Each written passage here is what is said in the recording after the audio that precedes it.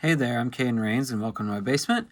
Today we're looking at the first wave of Scott Pilgrim figures from Bottleneck Gallery, or at least distributed by Bottleneck Gallery. There are two waves out, and then there's a third wave that's been on pre-order for a while that I think will be out soon. I haven't gotten many updates on that, but we'll see in time, I suppose. So wave one, this is wave one. We've got default Scott and default Ramona from Scott Pilgrim, of course. There are a bunch of color variants for several of these figures, but I've got one of each. I'm not spending that much, no matter how much I like these characters. So if you want to see some of the color variants, I believe Bottleneck Gallery still has most of the images on their website, even though a lot of them have been sold out for a long time. So for now, let's look at the Scott and Ramona figures from Wave 1 and see what they've got going for them before finding a place on the shelf. So here is Scott in all his glory, I suppose. He comes with a guitar accessory as well as two sets of alternate hands. Now what we're going to see about these figures as we go through them is that they straddle the line between action figure and figurine, because for the most part none of their legs move. Their arms do, their head does, but they are standing like that more or less forever, okay? I believe there's a sitting one in Wave 3, or the special part of Wave 3 that we'll talk about some other time. But otherwise, they are all standing in whatever pose, and you can move their arms and head. So that's a little bit of a bummer, because these are about $30, I believe. And while they're good quality, I mean, the paint job's good, and we'll look at this on Ramona too. The paint job's good. The feel of the figure is good. It doesn't feel flimsy at all. I forgot, yeah, the waist moves as well, but I don't like the way it looks when it moves, so that bothers me something fierce. So I'm gonna leave him like that. But anyway, it feels good, and it matches the style right down to the fingers from the comic, the graphic novel, and that includes on his alternate hands as well. He's got fists for a fight, and then just a more set of general open hands. The ones he's got on now, and I don't remember if they're the ones that it came with, but they're his guitar hands. I mean, he came with them, of course, but if they're what I usually call the default hands, this is actually a figure I had on my shelf at my old place before I had the basement. So he was already kind of on display, which is why I don't remember. But anyway, his guitar looks like this. It doesn't play or anything, of course, but it matches the style of the graphic novel and the Netflix show they made, which was pretty close to that. And then if memory serves, yep, that just pops off there. And then I can stick it around, get his arms in place.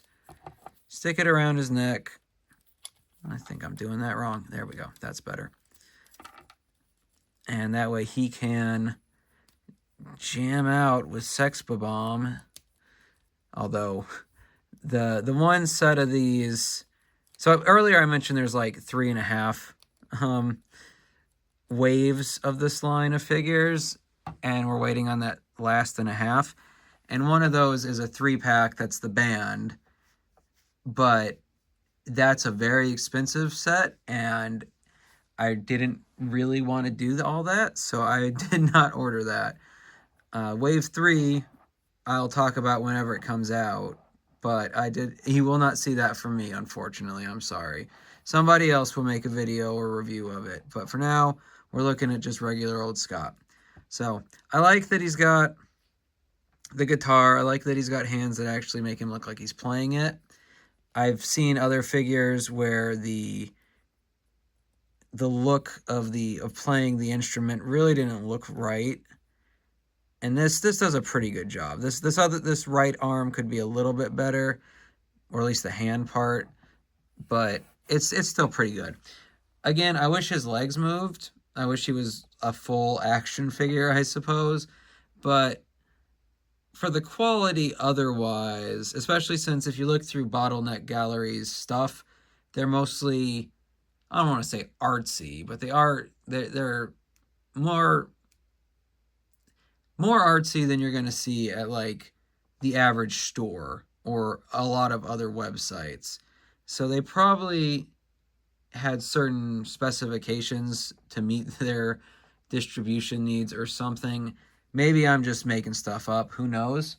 I try to think things through in a way that makes sense and isn't just guesswork, but sometimes it is just guesswork. So, on the whole, I do like this Scott figure. I think he's a good looking as far as matching the aesthetics of the show. I like that he's got some alternate hands, although I kind of wish he had an alternate head. I don't necessarily need a mean one or whatever, but the fact that he's always looking to the side, no matter what way you face his head, isn't my favorite. So that's my main complaint with him, besides the way it looks when you turn his waist. So buyer beware if that's a big OCD moment for you too. But now that we've taken a look at Scott, let's grab his girlfriend out of the box and see what she's got going for her, and then find him a place on the shelf. So here is Ramona out of her packaging. Like with Scott, her legs do not move except for the waist, which isn't really her legs at that point. But also like Scott, she matches the show / graphic novel style really well. Her arms do move, head does move, and like I said, the waist moves. If you're looking at other versions of this figure online, a lot of them, for both this and the Wave 2 version of Ramona, come down to her hair color. Like, I'm pretty sure there were like 3 or 4 versions of this figure, and maybe I'm misremembering, but a lot of them just seemed to be her hair was a different color, which I know was a thing in the story and it had significance. But at that point, I know they're a company and they're trying to make money, but it seems like a really, I don't know, scummy is not the right word, but a really simple way to try and trick people out of some extra money. Anyway, accessories, we've got her bag, which like with Scott's guitar, you can just pull off one side to, somebody's got to fall. Somebody's always got to fall. So you can put it over her shoulder like so. Yeah. She's also got her bat. It's a bat. I don't know. I don't think it's like the best bat I've ever seen for an action figure, but it does fit into her gripping hand. It actually kind of looks more like a club with her. And I don't remember. I know she's from America, but maybe it wasn't supposed to be a baseball bat. That somebody correct me if I'm wrong about calling it a bat, but I think it was a bat. And now she doesn't want to stand up. Cool. Cool, cool, cool. Cool. Yep. Cool. All right. Alternatively, we also have a package, probably the package that she delivered to Scott when he was trying to get to know her. And I think the scribble, you might not be able to make it out. Yeah, it says Scott Pilgrim and then whatever their fake address was in Canada. So that's neat, and it fits into the grippy hand too, I believe.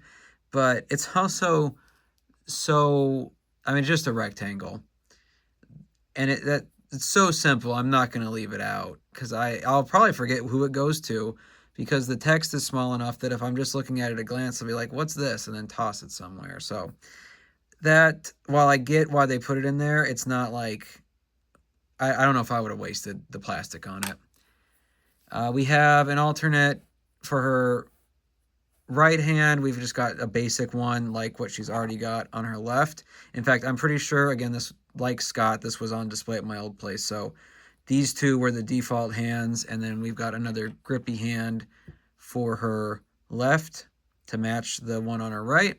And then also like Scott, we've got a pair of fists.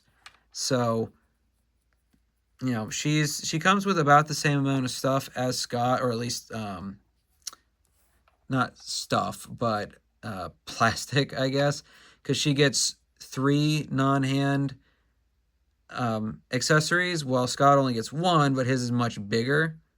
So, I mean, if I got a scale, I could see if they were exactly the same or not. But I think it's a good trade-off. I know the club isn't exactly her most iconic weapon or slash bat, but we'll see that one in the Wave 2 figure. So just hold your horses there, I suppose. But I probably won't display her with it, so it doesn't really matter in the grand scheme of things. I will leave the bag on. I think the bag is nice, and it's, you know, it's nice. It's show accurate. She always had that bag. Let's see if she wants to stand without the Lazy Susan. Is this just a whole table off? Because I've had her standing before. Whatever. I'll figure it out when we put her on the shelf. But anyway, there's Scott and Ramona from the Wave 1 of Bottleneck Gallery-ish figures. I like them. I like that they match the show pretty well. They match the show, and they predate the show and graphic novel so well. I do wish their legs moved. I think they should, but me wishing that isn't going to make it happen. So anyway, let's put them on the shelf, see how they look, and see if I can make them stand up there without falling. Oh, did it. Let's do it again. And here we have Scott helping with the feast by explaining his favorite garlic bread recipe, while Ramona over here welcomes April. So there's finally another normal woman in the sewer that's not yellow, which brings us up to a total of 4, which is just astounding. But anyway, that's what the Scott and Ramona figures look like around some other figures. So we know the NECA are often about 7-inch scale, and then the other figures are usually towards 6-inch, although we know that the Simpsons are 5-inch, I believe, which I still say works for the kids when compared to other types of figures, and even Homer, because like I've said before, Homer just seems like a short guy to me. Marge is where things kind of get tricky. She does not fit in with some of these other figures, so I'm not going to take her off the shelf, but I kind of feel like she might need to be away from some of the other figures to not stand out as much. But now that we've seen Scott and Ramona from Wave 1 of these Bottleneck Gallery figures, how do you feel about them? Do you like them? Do you think that they look good I think they look good because of their style. Do you think that not having leg joints is too much of a detriment to consider getting? Or are you like, well, they look right, and Caden, you don't play with them anyway, so what does it really matter? Well, if that's your take on it, let me know down below. I'd love to hear from you and to know if you think anything in particular about these figures and the display as it continues to grow and grow and grow. But anyway, I hope you had a good time in my basement today, and I'll see you in the next one.